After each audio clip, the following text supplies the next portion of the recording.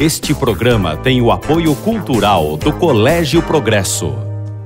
Os 4 últimos protagonistas mereceram um espaço especial na última semana, quando cada um mostrou o quanto é bom ser bom. Está começando o programa de número 67.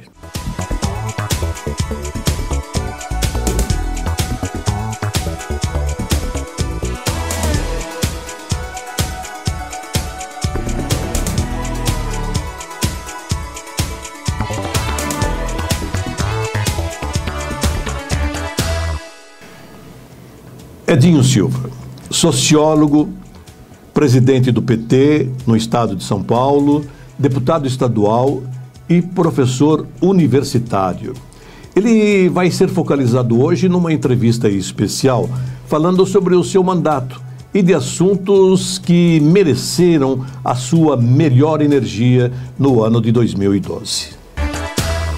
Nesta edição, o Dr. Hélio Primiano Júnior vai comentar sobre o uso inadequado de colírios.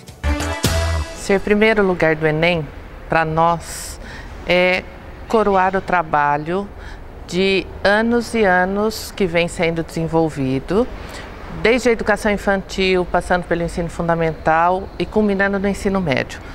Para nós, é resultado de que o trabalho tem sido feito com dedicação, com empenho e que tem chegado ao lugar que nós gostaríamos que chegasse. Saudade de quem passou e deixou belos capítulos. O casal Rosita Alceu Patrício de Almeida Santos, em evento festivo ligado à educação.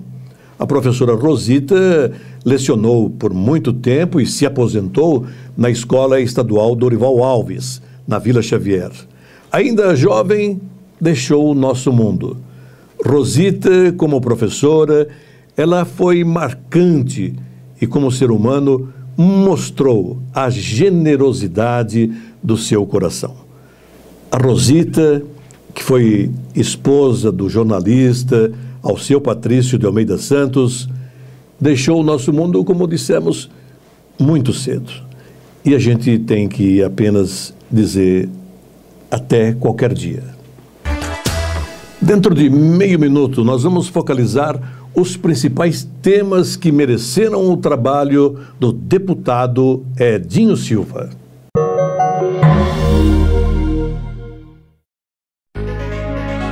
As rotativas do jornal O Imparcial imprimem a história da cidade há mais de 80 anos. Comercial e assinatura 33362022.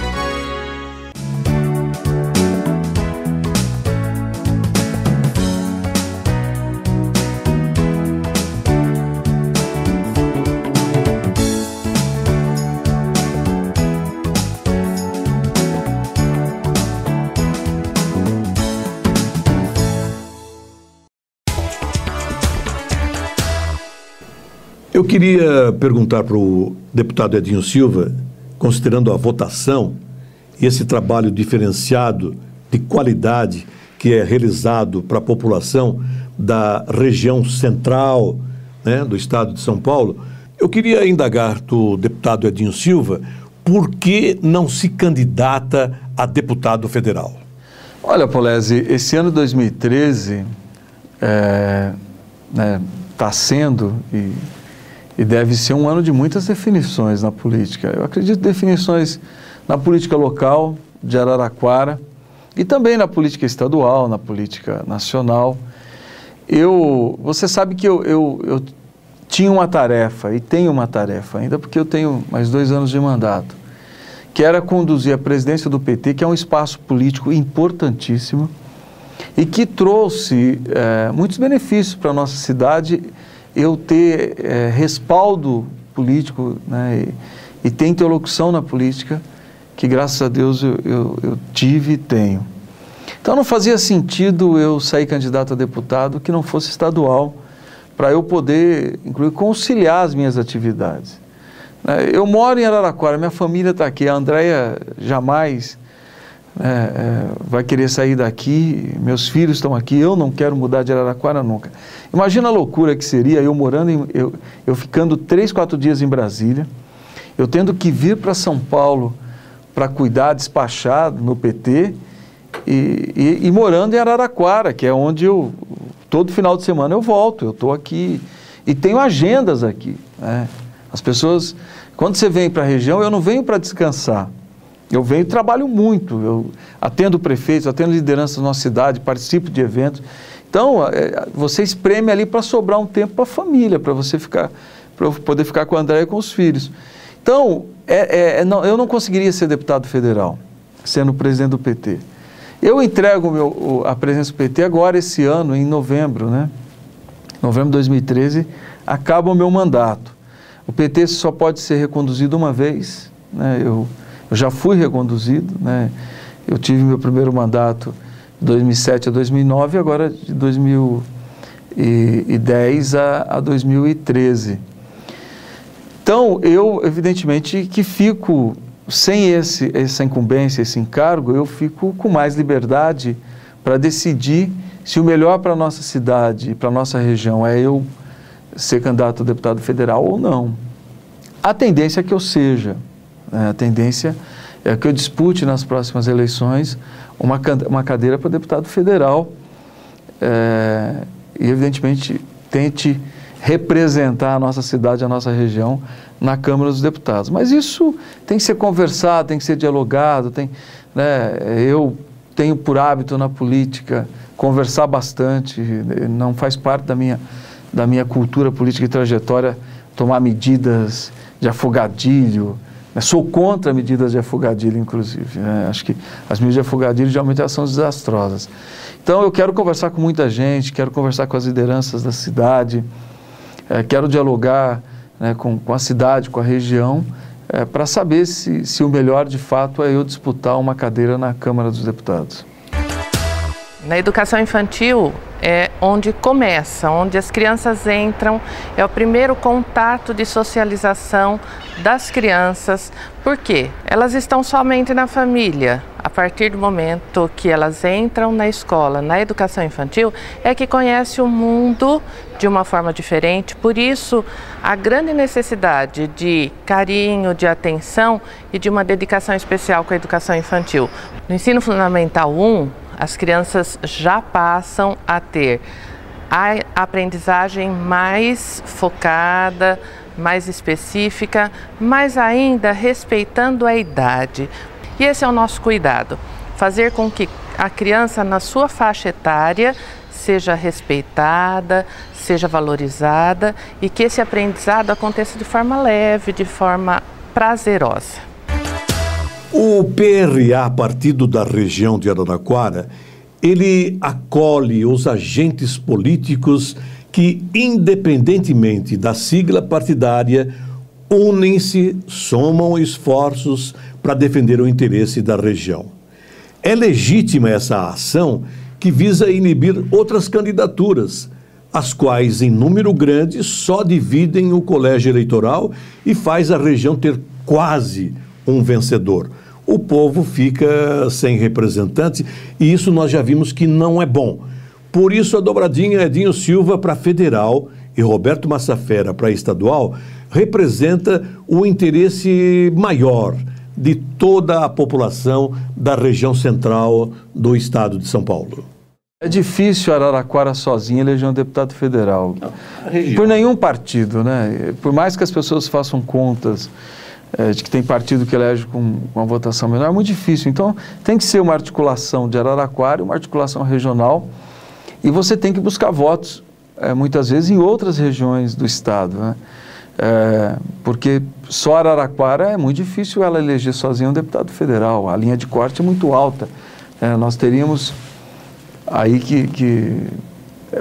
um candidato, para não ter risco hoje, né, independente de partido, ele tem que passar a cadeira da casa dos 120, 130 mil votos. Então, tem que ser uma articulação regional. Por isso que eu quero conversar bastante, quero conversar com as lideranças de Araraquara, quero conversar com os prefeitos da região, né, com as lideranças regionais, e se for feita uma interpretação que o melhor para toda a nossa região é que eu dispute uma cadeira para a Câmara Federal, eu não tenho receio, irei, e se eleito, certamente procurarei honrar, né, como tenho procurado honrar meu mandato de deputado estadual. O Ensino Fundamental 2 traz com ele a característica de envolver mais pessoas no processo de aprendizagem da criança. Então, aquele que já está entrando na adolescência, aquele que já está começando um novo caminho, passa também a conhecer outras visões, ou seja, passa a ter vários professores, várias pessoas com visões diferentes, ensinando os conteúdos e passando para ele aquilo que ele necessita para preparar para o ensino médio, que é o meio do caminho para a universidade.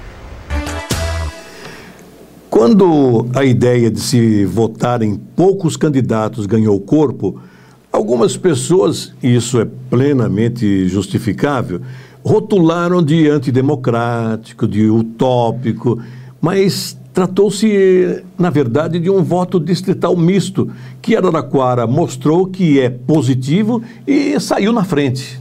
Eu penso, Polésio, quanto mais você avança na democracia, mais o eleitor quer estar próximo do eleito.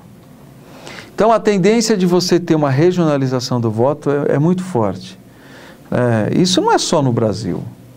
Tem alguns países que você já regionalizou, né, o colégio, que é o tal do voto distrital misto. Mas a tendência é o bairro querer ter o vereador próximo do bairro, né? É a região querendo ter o deputado próximo da região. E assim vai. Então você tem uma certa regionalização, que é a forma que o eleitor tem de mostrar a vontade dele de ter uma proximidade maior com o eleito, né? Acompanhando o trabalho do deputado Edinho Silva, entendemos como interessante esse projeto que trata da redução do IPVA, deputado. Eu fiz um projeto de lei que ele tem gerado muitos debates na Assembleia, mas é interessante. No final de ano passado agora, mesmo, eu tive um projeto que foi muito debatido e que foi considerado por muitos como um avanço, que foi o projeto que fortalece o ente federado na regionalização das políticas públicas. Porque o que acontece quando você tem a regionalização, Polésio? Geralmente, na regionalização, você vai tirando atribuições do município. Eu fui prefeito 8 anos, eu sei que o município ele já está se esvaziando em relação às suas atribuições. E ainda, quando você regionaliza, que você cria os consórcios, os aglomerados urbanos, você não pode esvaziar mais ainda as atribuições do município. Então eu fiz um projeto, foi muito debatido, mas inclusive o governador concordou que o projeto era importante. Né? Então, esse projeto do IPVA ele é muito semelhante. Porque, o que eu estou dizendo? Você tem que incentivar o bom motorista. Porque nós estamos cansados de fazer diagnóstico. O Brasil é o país que mais mata no trânsito. Aí a gente despeja números. Aí chega no outro ano, o Brasil de novo é o país que mais mata no trânsito. A gente despeja números de novo. E aí, o que nós vamos fazer? Então, para você diminuir a mortalidade no trânsito, você tem que investir pesado na educação. Você tem que penalizar o infrator, aquele que é um criminoso no volante. Mas você tem que incentivar o bom motorista. Então, o meu projeto, na verdade, ele é um incentivo àquele motorista que toma cuidado, que não exagera, que dirige para ele e para os outros. Esse motorista tem que ser incentivado. Então, quando você propõe uma redução do IPVA para quem cuida de si no trânsito e também cuida dos outros, portanto evita acidente, eu penso que é uma medida fundamental para que a gente possa, além de fazer o diagnóstico, começar a efetivamente ter o remédio para a doença, que a gente possa ter iniciativas que possam diminuir esse cenário que é um cenário muito triste, né?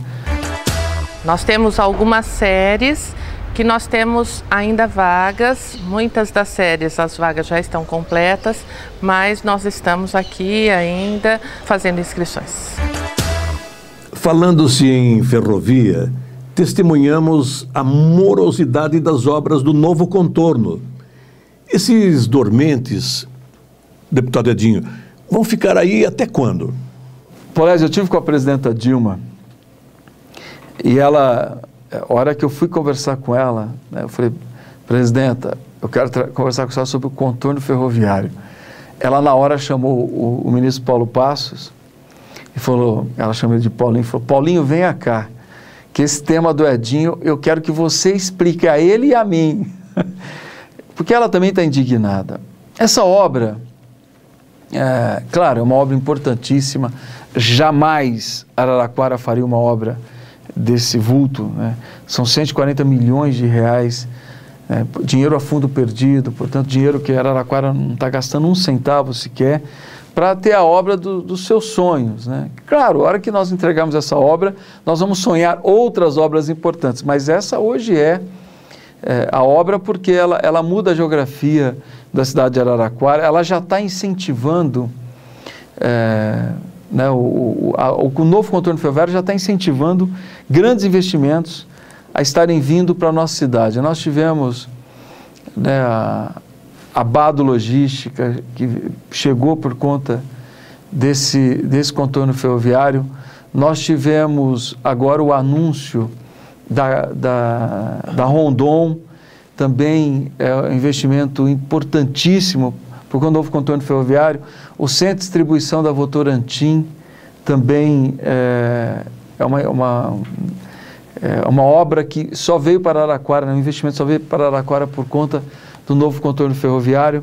Nós tivemos ali na região do Jardim Indaiá a Friozen, que é uma empresa de logística que também veio para Araraquara por conta do novo contorno ferroviário. Então o novo contorno ferroviário já está atraindo investimentos importantes. Mas é evidente que nós queremos que o pátio de manobra saia do centro de Araraquara. E o ministro, né, e ele tem razão, nós tivemos um problema de licenciamento ambiental. Depois nós tivemos um problema de desequilíbrio financeiro no contrato, porque vários itens, né, da obra, né, tiveram aí um disparo de preço muito grande, né? Portanto, produtos que na verdade formam matéria-prima para a obra, né, quando do orçamento da obra eles tinham um valor e por conta de todas as mudanças que a economia tem vivenciado, a crise econômica internacional, muitos produtos importados, enfim, nós temos um desequilíbrio financeiro da obra. Então, isso gerou um atraso. E eu tive recentemente em Brasília com a ministra Miriam Belchior, tratando do aspecto de devolver para a obra, para o escopo da obra, a construção de todas as oficinas lá no pátio de manobras em Tutóia, porque para reequilibrar o valor da obra, em vez de aditar, de reajustar o contrato, o governo estava retirando itens da obra. Entre esses itens, o governo estava se propondo a retirar a construção das oficinas. Eu fui na ministra Miriam Belchior, do Planejamento, e falei, ministra, equalizar o valor do contrato, tudo bem, mas sem as oficinas, essa obra perde o sentido. O que nós queremos é que as composições deixem de cortar o centro de Araraquara. Se a manutenção continuar sendo feita nas antigas oficinas da FEPASA, portanto ali do lado da Arena da Fonte, os vagões vão continuar cortando o centro de Araraquara, as locomotivas vão continuar cortando, enfim. A ministra concordou, nós vamos ter uma reunião, o Ministério do Planejamento está fazendo levantamento de informações, a LL está fazendo levantamento de informações, e nós devemos ter aí no próximo período uma reunião de trabalho onde o Ministério do Planejamento e a LL vão equacionar para que essa obra, né, as oficinas, sejam mantidas no escopo da obra e com isso a gente resolva o problema da nossa cidade. Mas a obra vai ser entregue agora em 2013 e o que é mais importante, vai ser entregue na íntegra, sem nenhum aspecto importante da obra sendo retirado. Até porque se alega também que os pontilhões que estão sendo feitos, um era previsto, o segundo não era previsto, porque mexeram no traçado por conta do aterro sanitários de Araraquara tiveram que fazer uma curva no traçado, né? Fizeram uma curva para dentro do Pinheirinho. Então, ali vão ter que fazer um pontilhão, segundo eles, não estava previsto também. Mas, enfim, Polese, a obra vai sair. Eu não tenho nenhuma dúvida que é a maior obra da história de Araraquara. Nós vamos ter 1 milhão de metros quadrados liberados no centro de Araraquara, para que a gente possa envolver talvez o maior projeto urbanístico da nossa história também. Eu acho que a nossa cidade, essa é a minha opinião, está vivendo um momento ímpar, de vento em popa, as coisas estão acontecendo. Nós estamos com muita credibilidade junto ao governo federal. Agora, no final do ano, eu tive no Rio de Janeiro, junto com representantes da prefeitura, também com apoio do deputado Roberto Massafera, onde a FUNCEF se comprometeu a agilizar a construção do hotel ali no centro de eventos, que é a primeira parte de uma obra de mais de 300 milhões de reais, inclusive um novo shopping center ali. Porque esse hotel viabiliza que Araraquara seja subsede para a Copa do Mundo, porque nós estamos credenciados, mas o que mais nos fragiliza é a ausência de hotéis. Araraquara hoje tem 100% de ocupação hoteleira. Nós vamos pelo menos mais um hotel, o ideal seriam 2 hotéis, para que não só nós pudéssemos abrigar a seleção, mas imagina, são centenas de jornalistas que vão vir para a nossa cidade, turistas, torcedores da seleção que for ficar hospedado em Araraquara. Então, nós precisamos de infraestrutura hoteleira e esse investimento da FUNCEF aqui em Araraquara vai ser muito importante também. Nesse momento em que nós vivemos com tanta insegurança, com tanto medo, com tantas situações nos cercando, nós precisamos, dentro da escola, ter a tranquilidade, os pais precisam ter a tranquilidade de deixar os seus filhos aqui e saberem que eles vão ser bem cuidados, estão seguros e que eles não podem sair desse ambiente porque é o local onde os pais depositam os seus filhos grande parte do dia. Eu queria pedir licença para o deputado Edinho Silva para focalizar o Hélio Primiano Júnior, médico que vai falar sobre o uso inadequado de colírio que pode agravar a enfermidade ocular. Bom, o uso indiscriminado de colírios em quadros de vermelhidão no olho, as famosas conjuntivites diagnosticadas pelos pacientes, que de médico e louco todo mundo tem um pouco, né? Não deve ser recomendado, né? O uso de lubrificante, num caso de olho vermelho, pode ser instituído, não tem problema nenhum, mas aqueles corticoides, antibióticos que muitos dos pacientes usam, a famosa história do tô com olho vermelho, eu vou pingar um Maxitrol. E o Maxitrol, eu estou dando um exemplo, o Maxitrol é um colírio que tem corticoide no composto. Se o paciente tiver um olho vermelho relacionado com uma úlcera corneana, o uso do Maxitrol poderia comprometer e piorar o quadro, podendo deixar algumas sequelas que são irreversíveis a longo prazo. A automedicação não é recomendada. O uso de lubrificante num olho vermelho pode ser usado, mas colírios fora os lubrificantes não devem ser recomendados, tá? Nós estamos aqui com o Edinho Silva, deputado, que também me lembra muito de futebol. E em se lembrando de futebol, a gente queria destacar o trabalho do Milton Cardoso, enquanto presidente do Conselho Deliberativo da nossa querida ferroviária, a representante das Paralelas de Aço e também como presidente regional da Federação Paulista de Futebol. Milton Cardoso, um esportista que dá toda a sua energia para a nossa querida Ferrinha. Só falta voltar para a elite, né, Milton?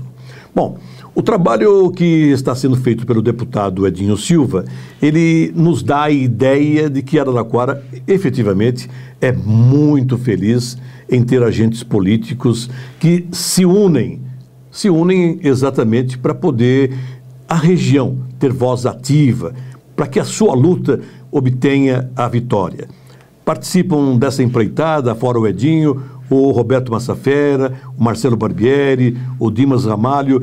Eu queria perguntar exatamente o seguinte, Edinho, em termos de saúde, O que esse grupo todo tem feito pela Santa Casa?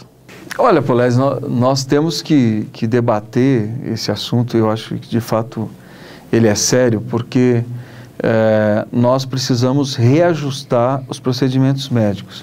O orçamento da saúde teve um baque grande, que foi o fim da CPMF. Né? Nós tivemos uma perda orçamentária muito grande, a União teve, e a União precisaria ter mais capacidade orçamentária para a saúde. Né? Eu penso que hoje você criar um novo tributo é muito difícil. No Brasil não tem, ao contrário, a presidenta Dilma está desonerando a produção para que a gente possa aquecer a economia brasileira, incentivando a produção. Então, o movimento dela é de desoneração. Mas a saúde nós precisaríamos olhar com muito cuidado. Tem esse problema que é um problema nacional, que de fato nós temos que pôr mais dinheiro na saúde. Agora, do ponto de vista local, eu tenho conversado muito com o Walter Cury, com os gestores da Santa Casa, que têm feito trabalho sério. É muito difícil, mas estão fazendo trabalho sério. Que nós temos que aumentar o faturamento do hospital. Porque se não tem uma medida de reequilíbrio, né, dos procedimentos, que seria uma medida nacional, nós não podemos ficar sentados chorando, nós temos que trabalhar. Então, eu consegui 7 milhões de reais para se criar um centro de imagens na Santa Casa. Além de colocar à disposição do paciente SUS o centro de imagem mais moderno no interior de São Paulo, evidentemente que esse serviço, ele aumenta o faturamento do hospital, porque todo mundo que for fazer exame, o Ministério remunera, o SUS remunera. Então, isso aumenta o faturamento do hospital. Eu não vou entrar aqui, e não estou fazendo nenhuma crítica, não é isso, mas a Santa Casa perdeu mais um faturamento, que foi a saída da maternidade. Com a reabertura da Gota, a maternidade que faturava para a Santa Casa, hoje, ela levou faturamento para a Gota de Leite. Então, nós tivemos aí mais uma perda de faturamento do hospital. Então, claro que nós temos que trazer mais serviços para o hospital para compensar essa perda de faturamento. Né? O Hospital Escola, que foi uma grande vitória que nós tivemos junto ao ministro Padilha e ao ministro Fernando Haddad na época, também deve pôr no hospital mais de 3 milhões de reais ano. Então, tudo isso ajuda. Mas nós temos que continuar trabalhando e agregando mais serviços. Eu me lembro, Polese, quando eu batalhei muito para trazer a Faculdade de Medicina para Araraquara, eu era prefeito e muitos criticavam, mas a faculdade é privada. Para a gente aprovar um curso de medicina na Unesp, a gente levaria talvez 3, 4 anos e ainda talvez não teria aprovado, porque o curso de medicina ele é caro e o orçamento da universidade é vinculado ao ICMS, você sabe disso. 9%. É um percentual, 7%, se não me engano, então não tem muita margem. A Uniara, a Faculdade de Araraquara, implantou o curso de medicina, e eu dizia, olha, isso vai ser importantíssimo para o SUS em Araraquara, não só porque nós vamos ter médicos formados, mas porque o Hospital Escola, eu já dizia na época, recebe um plus a mais do SUS. Então, a Faculdade de Medicina foi muito importante, nós estamos formando aí 60 médicos por ano, isso pode aumentar, e também é uma forma da gente enfrentar o problema da falta de médicos. A primeira turma já está fazendo residência, né? Já foi aprovada a residência em Araraquara, e a primeira turma está fazendo especialização. Enfim, nós teremos novos médicos na cidade. E também o outro aspecto é o aumento de faturamento da Santa Casa que o Hospital Escola trouxe. No colégio, além das aulas regulares, nós temos algumas aulas optativas.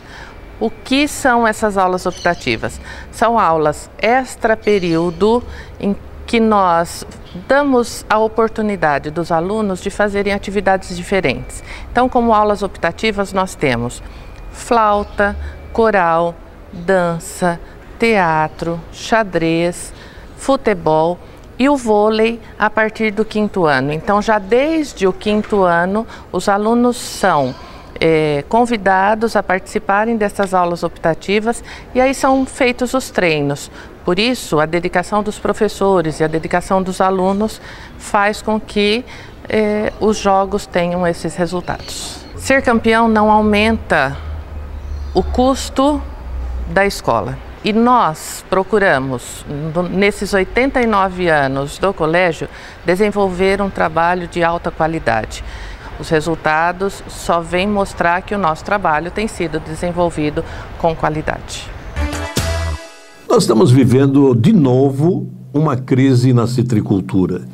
Deputado Edinho, até quando os citricultores, o Brasil, vão ficar subordinados a uma geada na Flórida? Olha, Polese, eu criei na Assembleia uma frente parlamentar para que essa frente formule o plano estadual para a citricultura, porque nós não temos um plano estadual no estado de São Paulo. Eu estou em fase final de trabalhos dessa frente e devo apresentar ao governador Geraldo Alckmin uma proposta de um plano estadual para a citricultura. Nessa última crise, a frente teve um papel importante. Eu me reuni diversas vezes com os produtores, fiz a ponte com o governo federal, o governo estadual tomou medidas e o governo federal também tomou medidas. Entre as medidas tomadas pelo governo federal foi a compra de estoque para a merenda escolar, incentivou o Exército, a Marinha, a Aeronáutica também, né, que necessita de alimentos de curto prazo, né, tem que movimentar a tropa, também para a compra de suco de laranja. Nós conseguimos um plano de financiamento também para estoque, que foi muito importante, financiado pelo BNDES. Então, o governo, ele se abriu, o governo federal, e o governo estadual também tomou medidas importantes, inclusive também a estocagem, a baixar o estoque de suco de laranja. Mas nós temos muito ainda que caminhar, né? Nós precisamos superar muitas vezes as contradições que emergem entre a indústria, o produtor e trabalhador, né? E essas contradições, elas geram uma instabilidade na cadeia produtiva e, consequentemente, isso afeta, né, toda a organização econômica da citricultura.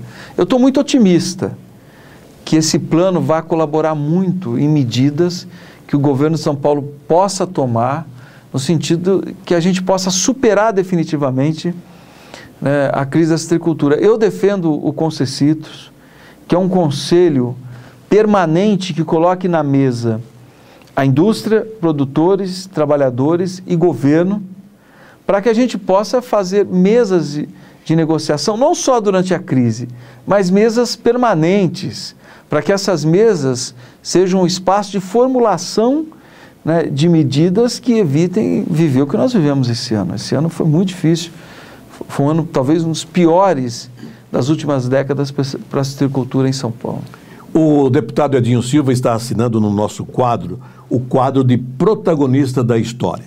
Edinho, que efetivamente é um agente público e tem uma história extraordinária, tem uma história de vida, uma história que é exemplar.